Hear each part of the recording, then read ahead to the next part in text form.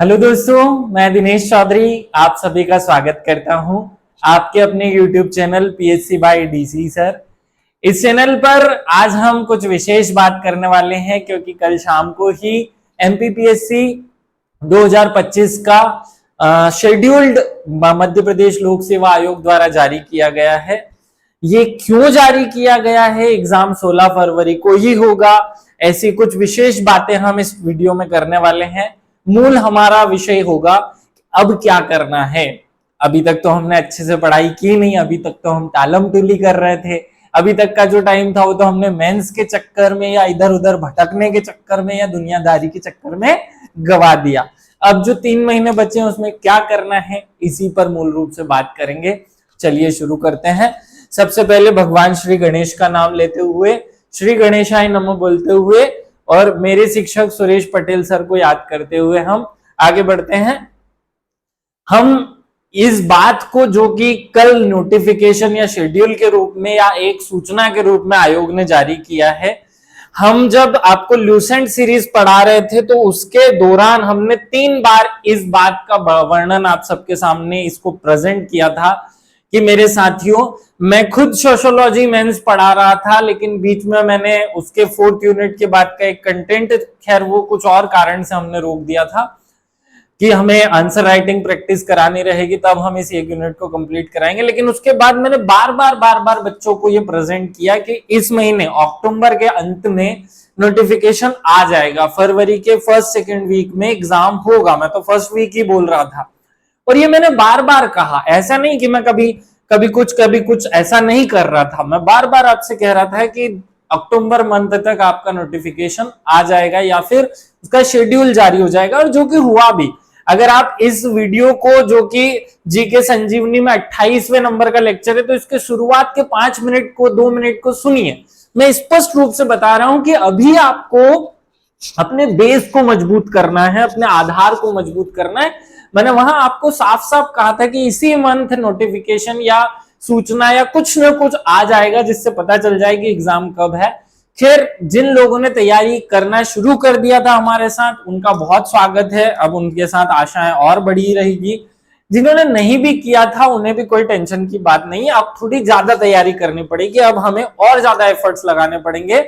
खैर, अधिकांश लोग इन दुकानों के चक्कर में पड़े रहते हैं। जो दुकानें खुली हुई हैं, जो कोर्स या कुछ न कुछ बेचने के लिए हमेशा अपनी अनुसार चीजों को प्रेजेंट करते हैं, उनके चक्कर में नहीं पड़ना है। आपके पास मस्तिष्क है, इस मस्तिष्क का उपयोग करना है। हमें क्या सही है क्या गलत है हम डिसाइड करेंगे या कोई और हमारे लिए डिसाइड करेगा। देखिए, कल नोटिफिकेशन आया और आज भरमार हो गई होगी ऐसे खूब सारे वीडियो। अब क्या हमें ये भी पता करने के लिए कि नोटिफिकेशन आ गया है या सूचना आ गई है या कैलेंडर आ गया, इसके लिए भी एक वीडियो देखना पड़ेगा? इन सब चीजों को छोड़िए, आप अपने आप पर फोकस कीजिए। आज क्या करना है इस पर बात करते हैं। चलिए, बहुत सारी बातें नहीं करूंगा, लेकिन मूल पॉइंट्स तो बताने पड़ेंगे। एमपीपीएससी प्री 2025 का जो शेड्यूल है वो जारी कर दिया है। शेड्यूल जो है उसने बता दिया है कि भैया अब जो एग्जाम है वो 16 फरवरी को होगा। अब 16 फरवरी को एग्जाम होगा, ऐसा आज तक तो कभी इस पीएससी ने ऐसा या आयोग ने ऐसा नोटिफिकेशन नहीं दिया था। तो फिर प्रश्न उठता है कि अभी क्यों दे दिया? अभी इसलिए दे दिया क्योंकि सबको पता है कि अभी कुछ समय तक इंटरव्यू चलने हैं, आयोग अपने आप में बिजी हो जाएगा। इस साल से आयोग की कोशिश है कि वो 1 साल के अंतर्गत ही जनवरी फरवरी में प्री कराए, मई जून में मेंस हो और अक्टूबर नवंबर में इंटरव्यू हो, और एक ही साल में, एक पूरे सिस्टम में, एक ईयर में या 1 साल में पूरी पीएससी खत्म हो जाए। इस ट्रैक पर पीएससी पिछले 3-4 साल से आने की कोशिश कर रहा है। खैर, चुनाव या कोई ना कोई समस्या आने के कारण ट्रैक नहीं पकड़ पाया, लेकिन इस बार पूरे फॉर्म में कोशिश कर रहा है कि वो 1 साल में सब चीजें कंप्लीट कर दें। हो सकता है कि कुछ लोग कयास लगाएं कि नहीं ये एग्जाम आगे बढ़ जाएगा, तो बढ़ेगा। हो सकता है भैया थोड़ा सा चांस है 1%, लेकिन 99% चांस जो है वो नहीं है कि नहीं बढ़ेगा। एमपीपीएससी इतनी आसानी से अपनी चीजें अब दूसरे को हिसाब से नहीं मोल्ड करता है। पीएससी एक संवैधानिक निकाय है और खुद डिसीजन लेना शुरू कर चुका है, वो इस बात से हमें पता चलता है। तो अब हमें अपनी जो स्ट्रेटेजी बनानी है वो 31 जनवरी या जनवरी के मंथ में हम लगभग 30 जनवरी तक अपना पूरा सिलेबस खत्म कर सकें, ऐसी स्ट्रेटेजी बनानी है। दिमाग को स्थिर करो और आज से ही शुरू करो कार्यक्रम जो अब हमें करना है। अगले 90 दिन है हमारे पास। इन 90 दिन में क्या करना है, क्या नहीं करना है, केवल 3 मंथ है। इसे मैं दूसरे तरीके से बोलूं कि केवल 3 मंथ है, क्या करें, चलो समझते हैं। तो जो सबसे पहला काम करना है कि प्लान फॉर नेक्स्ट, कि अब हम इस एग्जाम के लिए प्लान करें। तो प्लान करने में सबसे बड़ा क्या काम करना है कि अब क्या करना है। ऐसे ही मत बैठ जाना। हम पता है मुझे कि आप मेरा वीडियो देखोगे, 4 और कोचिंग क्लासेस या टीचर्स के वीडियो देखोगे, वो भी अच्छी बातें बताते होंगे, अच्छी बातें बता रहे होंगे, लेकिन इन सब चीजों में हमें अपने बहुत टाइम वेस्ट नहीं करना है। 1 या 2 वीडियो देख करके हमें काम कर लेना है, सेटअप बना लेना है, अपने दिमाग को स्थिर कर लेना है। और मेरी तो आप सबसे विशेष सलाह यह है कि इन चक्करों में मत पड़ो, खुद की चीजें डिसाइड करो ना। क्यों हम किसी और के हिसाब से अपनी चीजें डिसाइड करते हैं? हम जब दूसरे पर निर्भर होकर अपनी चीजें डिसाइड करते हैं, सुन करके डिसाइड करते हैं, तो या तो वो व्यक्ति जिसकी हम सुन रहे हैं वो इतना योग्य हो कि उसके पीछे पीछे चलने से हम पास हो जाएंगे, पहला पॉइंट तो ये है। या फिर दूसरा कि वो निस्वार्थ भाव से हमें इसी चीज को सिखा रहा हो सकता है कि उसका इंटेंशन कुछ और ना हो, ये भी बात हो सकती है, चलता ही आजकल हो ही रहा है। सबसे मूल बात है कि आप खुद क्यों नहीं डिसाइड कर लेते कि आपको वो पढ़ाई कैसे करनी है, क्या करना है या क्या नहीं करना है। अभी बहुत सारी टेस्ट सीरीज आ जाएंगी, बहुत सारे कोचिंग इंस्टीट्यूट के कोर्स आ जाएंगे। हो सकता है कि मैं भी इस तरीके का कोई प्रोग्राम बनाऊं, लेकिन फिर भी मेरी यही सलाह है आप सभी से कि भाई खुद की चीजें डिसाइड करो ना। अगर मुझे जिंदा रहना है, मुझे सरवाइव करना है, मुझे पास होना है, तो मैं अपनी चीजें खुद क्यों नहीं कर लेता? तो खुद के हिसाब से चलना शुरू करो। अभी तक 4-5 पीएससी सबने दे ली होगी जो ये वीडियो देख रहे होंगे, कुछ 1-2 वाले भी होंगे। भाई अभी तक दूसरों की बात मान ही रहे थे ना, इस बार खुद के अंतर की आवाज सुन करके देख लो। क्यों हम किसी और के हिसाब से? तो 10 यूनिट का सिलेबस आयोग ने दे रखा है, आयोग का सिलेबस लिखो, पुराने नोट्स टेबल पर लाओ। अभी दिवाली की साफ सफाई में कहीं कोने में पटक दिए होंगे तो उनको वापस टेबल पर जिंदा करो और आज से 1 महीने 1.5 महीने का सिस्टम बना करके सब चीजें खत्म करो। मेरी तो विशेष सलाह ये थी कि अभी तक आपको बेस बनाना था, अपना आधार मजबूत करना था, अब हमें रिवीजन चालू कर देना था। लेकिन कोई बात नहीं, अब हम पुराना जो पढ़ा हुआ है उसकी कमियां दूर करके फिर से रिवीजन शुरू करेंगे। चलिए आगे बढ़ते हैं। हमें करना क्या होगा? ये बातें जो मैं बोल रहा हूं ये तो बातें हैं, इनका क्या मोल है? इनको इंप्लीमेंट जब करेंगे तो बहुत समस्या आएंगी, हमें ऐसे तो समझ नहीं आने वाला है। हमें करना होगा डिटेल्ड एनालिसिस। भाई ये एनालिसिस भी किसी और के चक्कर में मत पड़ जाना। 2024 का पेपर आपने खुद ने दिया हुआ है, अपनी टेबल पे से उठाओ उसको, या कूड़े कचरे में कहीं पटक दिया तो उठाओ, नहीं है तो पीएससी की वेबसाइट से डाउनलोड करो। और फिर भी समझ नहीं आ रहा है, वहां से डाउनलोड नहीं हो रहा है, तो हमारा मोबाइल एप्लीकेशन जो पीएससी बाय डीसी सर के नाम से प्ले स्टोर में, उस पर जाकर के प्रीवियस ईयर पेपर में से 2024 से लेकर 2012 तक के लगभग सारे पेपर वहां अवेलेबल है, उनमें से कुछ डाउनलोड करके देख लो। एनालिसिस जरूर करना है। हमें क्या एनालिसिस करना है कि हमें एनालिसिस करना होगा कि हमारी कमियां क्या है। देखो पिछली पीएससी और उसके पिछली और उसकी भी पिछली, हमने क्या किया था, जैसे ही नोटिफिकेशन आया ऐसे 2 वीडियो देख करके भिड़ गए तैयारी करने। नहीं भाई, ऐसे पास नहीं होते हैं। आप जब तक अपनी कमियों को दूर नहीं कर लोगे तब तक आप आगे नहीं बढ़ोगे। आपका वही कहानी 70 के आसपास, 1 2 -69 671 2 3 4 इसके आसपास कहीं ना कहीं उलझी हुई कहानी चलती रहेगी। हमें कैसे करना है, क्या करना है, इस बात को समझो। हमें आज ही बैठ करके याद करना होगा कि हमारी कौन कौन सी गलतियां हैं। खैर आप सब लोग सुनते तो हो नहीं। जब पिछली बार पीएससी का रिजल्ट आया था, फेल हो गए थे, तो मैंने यही बातें समझाई थी। आज फिर वही बातें सेम रिपीट करूंगा। कुछ बातें हमने कहा था कि आप लिख करके रख लो कि अपनी गलतियां क्या क्या हैं। आपको ये नोट डाउन करना पड़ेगा, याद नहीं रहती है। तो अगर नहीं की थी हमारी गलतियां, जो लोग फेल हुए हैं, वो जो पास हुए हैं लेकिन कम नंबर आकर के डर डर में पास हुए, वो भी जो पास हो रहे हैं उनको और ज्यादा जरूरी है, क्योंकि अब उनको तो दुनिया को दिखाना पड़ेगा ना कि हमेशा पास होता हूं वैसे करके। जो फेल हुए उनको बहुत ज्यादा मेहनत करनी पड़ेगी, क्योंकि अब बहुत फेल हो चुके, अब तक कब तक फेल होंगे। तो अपनी गलतियां पहचाननी है। बिना गलतियां पहचाने अगर आप मेहनत करना शुरू हो गए तो जहां पिछली बार पहुंचे थे उसके आसपास फिर से पहुंच जाओगे। पेपर और चैलेंजिंग आएगा, पिछली बार से कठिन आएगा। अभी से बोल देता हूं, मैं अभी बोल ही रहा हूं कि पिछली बार से पेपर कठिन आने वाला है। अब आपको अपने आप में जितनी ताकतें जुटानी हो जुटा लो। तो हमें जो अपनी गलतियां रही थी माने पिछले पेपर में की थी, जिससे हमें कम नंबर मिले थे, वो सारी गलतियां निकाल करके रखनी पड़ेगी। करना कुछ नहीं है, उस पेपर को लाओ और आज की तारीख में देखो कि उसमें आज आपको कितने नंबर आ रहे हैं। आज कौन कौन से टॉपिक हैं, कौन कौन से विषय हैं, कौन कौन से चैप्टर्स हैं, कौन कौन सी चीजें जो आपके हमेशा कमजोर रहती है, जो हमेशा मरवा देती है, हमेशा हमको फेल करवाती है, वो चीजें कागज पर नोट करना शुरू करो। केवल दिमाग में लिखोगे, थोड़ी देर बाद कुछ और चीज आ जाएगी, दिवाली आ रही है, सब बंटा ढाल हो जाएगा, शून्य हो जाएगा। एक छोटी सी पॉकेट डायरी उठाओ और उसमें ये लिख लो कि भैया मेरी 9वीं यूनिट कमजोर है, मेरी फलानी यूनिट कमजोर है, मेरी 10वीं यूनिट में से क्वेश्चन गलत हुए थे, मेरा 5वीं में से गलत हुआ था। ये लिखो आप। हमें अपने पेपर में कौन सी कमियां छोड़ी थी वो भी आपको याद करनी पड़ेगी, क्योंकि भाई पिछली बार भी तैयारी तो की थी ना। ऐसा तो था नहीं कि पिछली बार हमने तैयारी नहीं की थी, पिछली बार भी तैयारी की थी, लेकिन पिछली बार क्यों नहीं हुआ? तो पिछली बार नहीं हुआ, उसका कोई तो रीजन होगा। तो कोई भी रीजन हो, उस रीजन को, उस कारण को हमें याद करना होगा कि पिछली बार मैंने टेस्ट नहीं लगाए थे, मैंने एमसीक्यू नहीं लगाए थे, कि मैंने पूरे सिलेबस को कवर ही नहीं किया था, कि मैंने क्या नहीं किया था। ये आपको इस बार याद करना है। इस बार उन सारे कारणों को समाप्त करेंगे। हमारा दिमाग कैसे काम करता है? हमारा दिमाग है ना, नई नई चीजों पे दौड़ता है। मैं बहुत अच्छे से बता रहा हूं। आपने एक जोड़ कपड़ा खरीदा, 2-3 दिन पहना और तीसरे चौथे दिन और नया कपड़ा खरीद लिया, या कहीं से आ गया, या मिल गया, या दोस्तों ने दिला दिया, या शॉपिंग करने गई वहां से ले लिया। अब पुराना फिर पुराना ही हो जाता है। लेकिन असली में हमें यहाँ वो फिलॉसफी नहीं अपनानी है। आज आपको जो पहले का था उसे जिंदा करना पड़ेगा।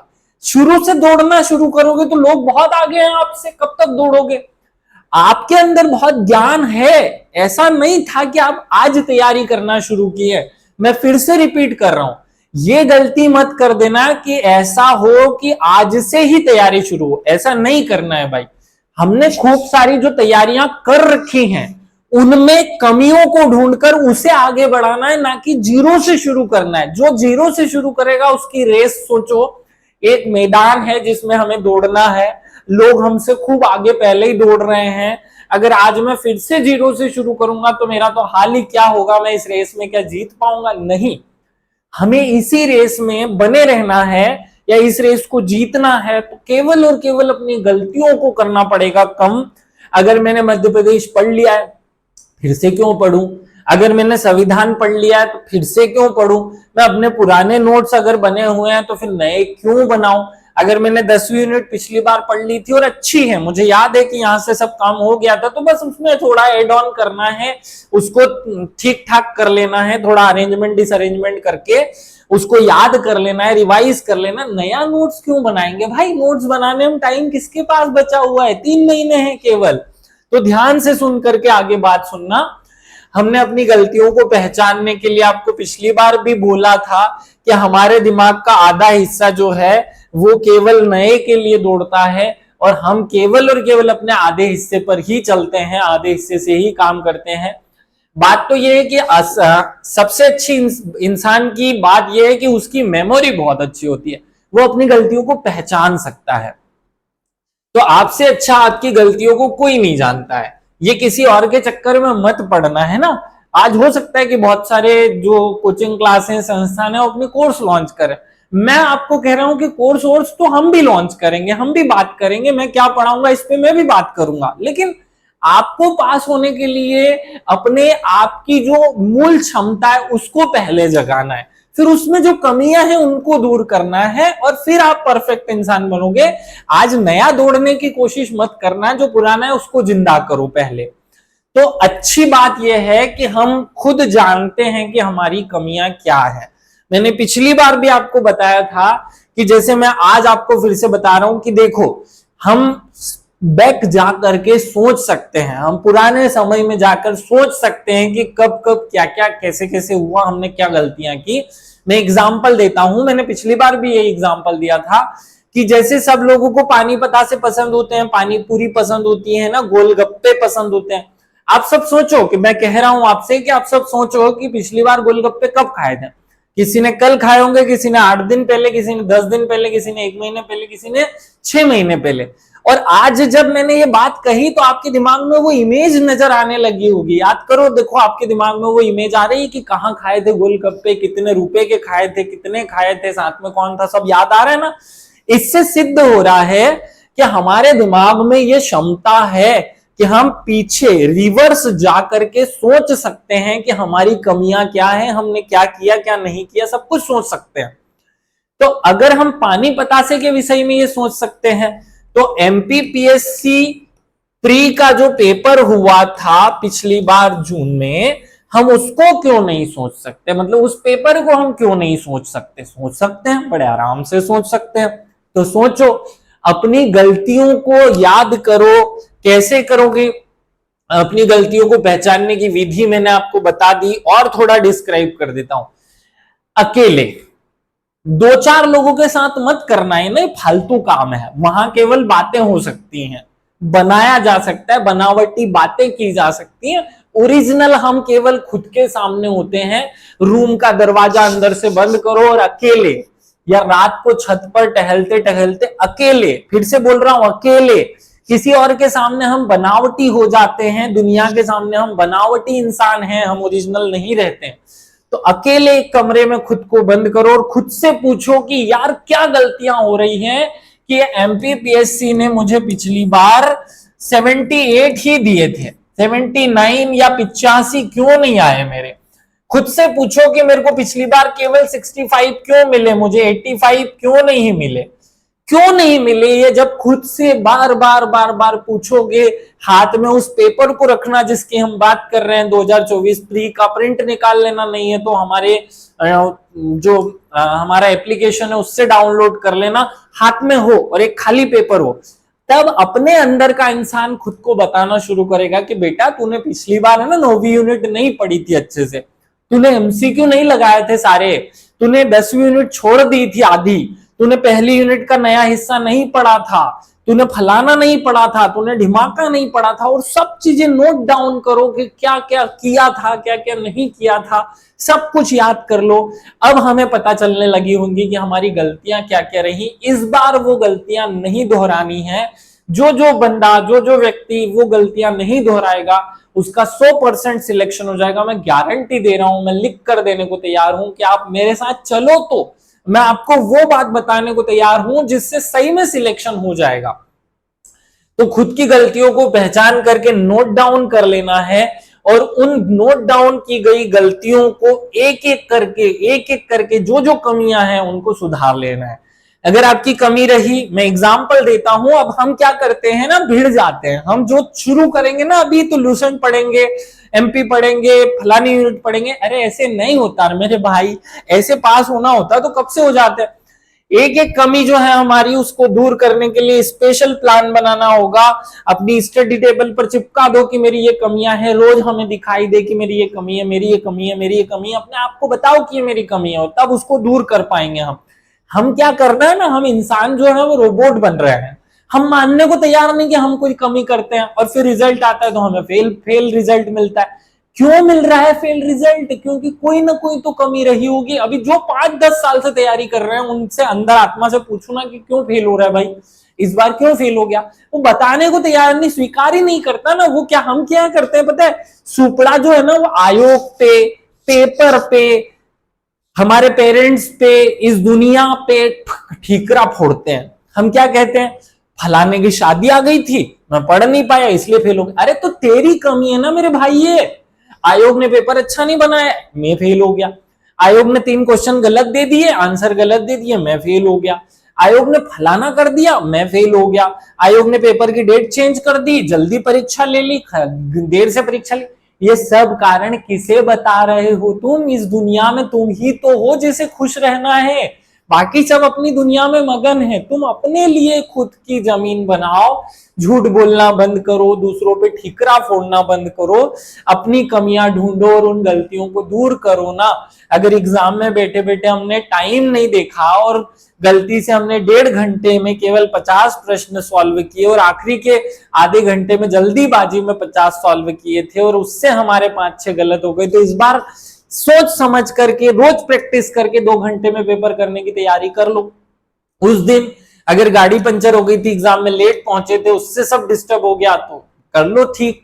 उस बार अगर हम बीमार हो गए थे तो इस बार खाने पीने की आज से ही ध्यान रखना शुरू करो, अपनी इम्यूनिटी को बढ़ाना शुरू करो। कारण सुनने के लिए ये दुनिया तैयार नहीं है, इसको चाहिए रिजल्ट। और सही भी है, दुनिया क्यों मानेगी कि क्या कारण है? क्योंकि वही पेपर सब लोग दे करके पास हो भी तो रहे हैं। कब तक कारण बताते रहेंगे हम इस दुनिया को? छोड़ो ये बातें। अब देखो, मूल बात मैं आपको जो आज समझाना चाह रहा हूं, सीधे भीड़ मत जाना। सीधे भिड़ने वाले कहीं नहीं पहुंचते हैं। नहीं, क्वेश्चन पिछली बार आया, किस दाल का लगातार सेवन करने से थैलारिज्म नामक रोग हो जाता है?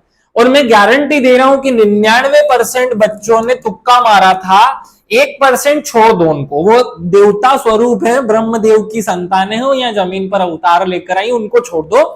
99% लोगों ने इसका तुक्का मारा, किसी का सही हुआ और किसी का गलत हुआ, और ज्यादातर लोगों का यह प्रश्न गलत हुआ। किसी को पता ही नहीं था खेसारी दाल क्या होती है। हाँ, कहीं कहीं ब्रह्मदेव ने कुछ ज्ञान, ब्रह्म ज्ञान दे दिया और न्यूज़पेपर में पढ़ने में आ गई थी, अलग बात है। पढ़ा हुआ किसी का नहीं था। लेकिन अब आज अगर हम समझदार हैं तो हमें क्या करना चाहिए? भैया, यहां क्वेश्चन को समझो। वो पूछ रहा है कि किस चीज के खाने से कौन सा रोग होता है और किस चीज के खाने से कौन सा रोग ठीक होता है। तो क्यों ना हम एक टेबल तैयार करें जिसमें हम कौन सा रोग किस कारण से होता है, किस कारण से होता है, और आयुर्वेद में कौन सी चीज उसका उपचार है, वो हम तैयार करके रख लें। कौन सी दाल खाने से, कौन सा ग्वार पाटा या कौन सा एलोवेरा। अब देखो, एमपीपीएससी की आदत समझो। पिछले 4-5 साल से हर साल पीएससी एक आयुर्वेदिक चीज, जो भले से वो सिंपल से तुलसी हो या भले से वो एलोवेरा हो, धृत कुमारी करके पूछा था उसने पिछली बार क्वेश्चन, कुछ न कुछ वो आयुर्वेदिक तत्व पूछ रही है। अब अगर मैं आज समझदार हूं तो मैं क्या करूंगा कि मैं एक ऐसी लिस्ट तैयार करूंगा जिसमें मुझे सारे आयुर्वेदिक तत्व, जिनसे कौन सी चीज से क्या ठीक हो जाता है, कौन सी बीमारी ठीक हो जाती है, वो मुझे रट लेनी चाहिए। अगर मैं ये नहीं कर रहा हूं तो मैं गधा हूं, मुझसे बड़ा गधा कोई नहीं है। तो चक्कर में नहीं पड़ो, खुद को तैयार करो। एनालिसिस हम करवा के रखेंगे ना, आपको सिखाएंगे कैसे करना है और आगे बढ़ो। बात समझ गए होंगे आप, तैयारी कैसे करनी है। तो पिछली बार के 100 प्रश्नों का एनालिसिस करो, एक एक पॉइंट, एक एक वर्ड, एक एक चीज समझो। एक क्वेश्चन पूछा था, ये ओजोन परत की मोटाई मापी जाती है। अगर आज मुझ में अक्कल आ गई है, पिछली बार क्या हुआ छोड़ो, गलती हुई, हो गया, सही हुआ, आज मुझे क्या करना चाहिए? मुझे एक लिस्ट तैयार करनी चाहिए मापन की, जो कि ल्यूसेंट की किताब में बहुत सरल तरीके से दी हुई है। उसमें और एड ऑन कर लो चाहो तो, वहां 50 दिए, हम 50 और ऐड कर ले कि कौन सी चीज से क्या मापा जाता है। पीएससी पूछ रही है ना, तो हमें बताना पड़ेगा ना, तो हमको याद करना पड़ेगा। आज ही इसे रट्टा मार लो अच्छे से, बहुत खूब खूब मार लो रट्टा, और पीएससी फिर ऐसा ही पेपर बनाएगा। इस बार हम नहीं छोड़ेंगे, इस बार लपक के जाएंगे। चलो, खूब वीडियो मिलेंगे 85 कैसे लाएं, लेकिन मूल बात तो समझो। तुम खुद कैसे लाओ, ये खुद को तैयार करो ना, क्यों दूसरों के चक्कर में पड़ रहे हो। और आगे बढ़ो। एक क्वेश्चन था, भारत सरकार में जल प्रदूषण निवारण नियंत्रण अधिनियम कब पारित हुआ? तो कितने अधिनियम होंगे ऐसे? 50 होंगे भाई। जल प्रदूषण है तो वायु प्रदूषण है, तो ध्वनि प्रदूषण है, तो फलाना ढिमाका, ये वो 1760 प्रदूषण तो है नहीं, है तो केवल अधिनियम 50 ही। तो 50 जो अधिनियम है उनकी एक लिस्ट बना करके आप क्या आपने रट लिया है? नहीं रटा हमने, हम नहीं करते ना। हम तो फिर वही तैयारी करेंगे, फिर लूसेंट पढ़ेंगे, फिर एमपी पढ़ेंगे, फिर सारी यूनिट को पढ़ेंगे, फिर वहीं पहुंचेंगे। नहीं भाई, सुधार करना पड़ेगा अपने आप में, करो इस तरीके से सुधार। और आगे बढ़ो। एक क्वेश्चन पूछा, निम्नलिखित में से किस मामले में भारत के सर्वोच्च न्यायालय ने दोनों में संघर्ष की स्थिति में राज्य के नीति निर्देशक तत्वों या मौलिक अधिकारों को व्यापकता की घोषणा की थी? 80% लोग, 90% लोग, 95% लोग ऐसे हैं जिनका ये क्वेश्चन गलत हुआ। अब अगर गलत हो गया तो कोई बात नहीं, गलती इंसान ही करता है, हमने भी की, आपने भी की, मैं भी कर रहा हूं, आप भी कर रहे हैं, लेकिन इंसान में ये गुण है कि वो अपनी गलतियों को सुधार लेता है। तो अब सुधार लो। क्या आपने एक ऐसी लिस्ट बना ली है जिसमें सर्वोच्च न्यायालय ने या हाई कोर्ट ने किसी संवैधानिक मामले में कोई ना कोई निर्णय सुनाया हो? मेनका गांधीवाद आपने क्या पढ़ लिया है? क्या आपने सारे गोलकनाथ पढ़ लिए, केशवानंद भारती पढ़ लिए? ऐसे जो लिस्ट है उसको तैयार कर लो ना आज ही। पीएससी कहां जाएगा प्रश्न लेने, यहीं से तो प्रश्न बनाएगा। हम पूरी लिस्ट ही रट्टा मार लेते हैं, क्या होगा? 20, 30, 40, 50 केस से ज्यादा तो नहीं होंगे ना, सब रट लो, खत्म कहानी। अब तो मैं परफेक्ट हूं। मुझे खुद पे विश्वास कब आएगा? जब मैं खूब कर लूं, सब कर लूं, कसर ही नहीं छोड़ूं। मुझे नहीं छोड़नी एक भी कसर, तो नहीं छोड़नी है। आपको ये तैयारी करनी पड़ेगी। याद करना बहुत जरूरी है भैया, ये सबसे ज्यादा जरूरी बात है, हमेशा बताता हूं, आज भी बता रहा हूं। अगर आपका दिमाग परीक्षा के टाइम पे डरता है, भूल जाते हो, तो याद करना शुरू करो। अगर याद कर लिया ना तो नहीं भूलोगे। फिर और क्या जरूरी है? मैंने जैसे कहा कि जो भी आप कंटेंट पढ़ो आप उसे याद करो, उसे पढ़ो मत, उसे याद करो। 100% बोल रहा हूं, याद करो। पढ़ाई करोगे कहीं पहुंचोगे ही नहीं, याद करोगे तो जहां पहुंचना है वहां पहुंचोगे। साथ में हर एक टॉपिक के एमसीक्यू लगाना शुरू करो भैया, ये बहुत जरूरी है। आजकल, आज से 5 साल पहले तक नहीं लगाए जाते थे, लेकिन अब क्यों जरूरी है? इसलिए जरूरी क्योंकि कंपटीशन बहुत है, 1% का भी चांस नहीं लिया जा सकता। और चांस नहीं लेना चाहते हो तो फिर क्या करना पड़ेगा? हमें दूसरों से अच्छा बनना पड़ेगा। क्या करना पड़ेगा? दूसरों से अच्छा। और दूसरों से अच्छा कब बन सकते हैं? हमने एक कंटेंट पढ़ा, किसी और ने एक कंटेंट पढ़ा, हमने उसके एमसीक्यू लगाकर देख लिया कि कौन सी चीज गलत हो रही है, उसको फिर सुधार लो। अब आप अच्छे हो गए, उससे दूसरों की तुलना में आप अच्छे हो गए हो।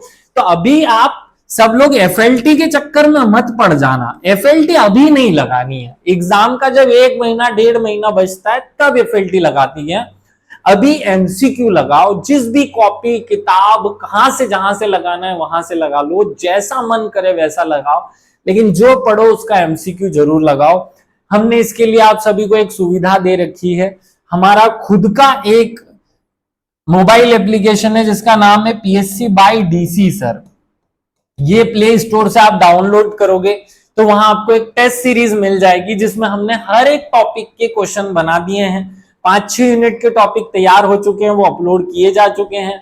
अगले 3-4 दिन में हम पूरी 10 यूनिट के हर एक टॉपिक के क्वेश्चन उस टेस्ट सीरीज में आपको अवेलेबल करा देंगे। तो कोशिश करना है कि आपको जहां से करना है वहां। मैं ये नहीं बोल रहा हूं कि मेरा ही ज्वाइन करो, मेरे ही टेस्ट सीरीज से ज्वाइन करना है, ऐसा कुछ नहीं है, लेकिन मस्ट सबसे ज्यादा जरूरी है एमसीक्यू लगाना। अब आगे बढ़ते हैं भैया। आगे मूल बात यह है कि हर बार हम जो 2 किताबें पढ़ते हैं, 2 मूल सब्जेक्ट होते हैं, एक ल्यूसेंट होती है और एक एमपी होता है, इनको घोट घोट घोट लो, जैसा घोटना है वैसे घोट लो। ल्यूसेंट की सीरीज हमने शुरू की थी, अभी हम इतिहास के लगभग लास्ट में पहुंच गए हैं, उसको कंटिन्यू रखेंगे। मैं निःशुल्क रूप से आप सभी को उसी तरीके से वैसी ही सेवाएं देते रहूंगा जो अभी तक दी थी। लेकिन अब हमारा प्लान ये है कि हम 150 बच्चों का एक बैच बनाएं। सबको पढ़ाने से कहीं कोई लाभ नहीं मिलता, कहीं हम पास नहीं करा पाते बच्चों को।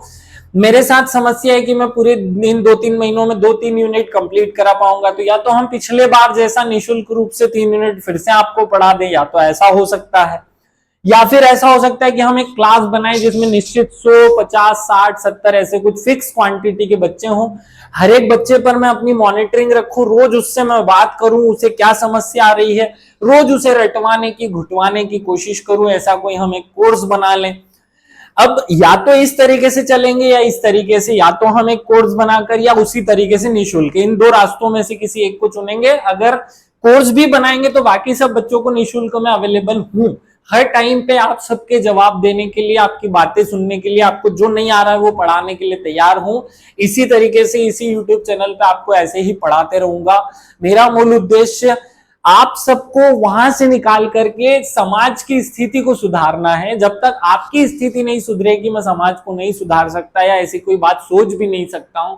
इसलिए मूल उद्देश्य है कम से कम 100-200 लोग अच्छे हों जो इस समाज में अच्छा काम करने के लिए आगे आ जाएं, उस टीम को तैयार करने में लगे हैं। चलिए अब आगे बढ़ते हैं। मूल बात और थोड़ी सी एक बात समझा दूं।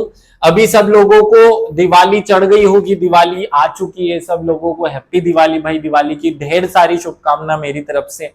लेकिन ये जो दिवाली है, ये जो गृहस्थ जीवन में लोग होते हैं उनके लिए है।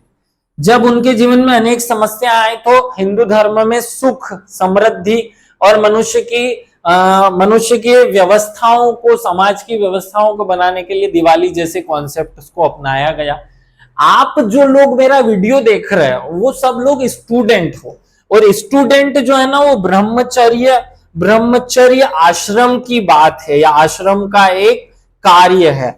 तो जब हम ब्रह्मचर्य आश्रम में होते हैं तो हमारा केवल एक ही धर्म होता है, एक ही धर्म होता है, और वो धर्म होता है पढ़ाई, पढ़ाई और पढ़ाई। जो दिवाली वो मनाते हैं जो कि गृहस्थ आश्रम में होते हैं। सन्यास वाले भी नहीं मनाते, वानप्रस्थ वाले भी नहीं मनाते। वानप्रस्थ वाले को तो पता ही नहीं कि जंगल में है, सन्यास वाले को तो ध्यान में है। केवल और केवल गृहचर्य, घर का कार्य, घर में जो लोग जीवन व्यापन कर रहे हैं, गृहस्थ जीवन जो व्यापन कर रहे हैं, उनके लिए दिवाली है। आप तो स्टूडेंट हो, आप अपने 5 दिन क्यों खराब कर रहे हो? मनाओ दिवाली, दिल को खुश रखना कोई गलत बात नहीं है। सबसे ज्यादा जरूरी खुश रहना ही है, इसीलिए तो ये सब तांडव कर रहा है। लेकिन ऐसा ना हो कि हम 10 दिन तक दिवाली मना रहे हैं और फिर देखा पीछे मुड़कर तो हम सबसे पीछे छूट गए। ऐसा ना हो मेरे भाइयों। इसलिए दिवाली पे कंट्रोल, अच्छा खाना, कम खाना, पढ़ाई ज्यादा करना, खूब पढ़ाई करना। दिन में मस्ती करो, रात में पढ़ाई कर लो, जब दुनिया सो जाए तब पढ़ लो। पढ़ना जरूरी है, छोड़ना मत। 5-10 दिन का ब्रेक ना हो पाए। एक मूल बात आप सभी लोगों को और बता दूं कि अगले कुछ दिनों में हम एक बैच तैयार करेंगे 50 या 100 बच्चों का, जिनसे हम रोजाना मॉनिटरिंग कर सकें। मेरे साथ एक टीम होगी 5-6 टीचरों की, जो अपने अपने सब्जेक्ट को आप सब लोगों तक पहुंचाएगी, और हम एक पूरी 10 यूनिट का सेटअप तैयार करके नोट्स के साथ आप सबको पढ़ाएंगे। उसका एक कोर्स भी होगा, क्योंकि ये जो मेरे साथ टीम होगी उसके लिए जो सिस्टम तैयार किया जाएगा उसकी कुछ चार्जेस भी होंगे, इसलिए वो पेएबल होगा। लेकिन फिर भी मैं वादा कर रहा हूं फिर से इस बार पीएससी का, जैसे पिछली बार मैंने आप सभी को निःशुल्क रूप से बहुत सारी सेवाएं दी थी, इस बार भी जो अधिकतम मैं आप सब लोगों को दे पाऊं। पहली यूनिट का पूरे वीडियोस यूट्यूब पर अवेलेबल हैं। मैं ही पढ़ाया हूं, मैं ही पढ़ा रहा हूं, तो वैसा ही पढ़ाऊंगा, आप पढ़ सकते हैं, वो परफेक्ट है, कोई कमी नहीं है। छठी यूनिट का जैसा सिस्टम मैंने आप सब लोगों को पढ़ाया था, आज तक वैसा कोई नहीं पढ़ा पाया, अभी तक भी लोग उसे कॉपी करने में लगे हुए हैं।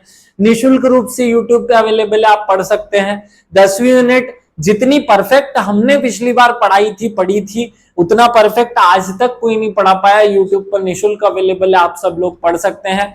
कुछ चीजें और हम एड ऑन उसमें निःशुल्क रूप से करेंगे जो मैं कर पाऊंगा। आप सभी को विशेष रूप से धन्यवाद। दीपावली की बहुत सारी शुभकामनाएं।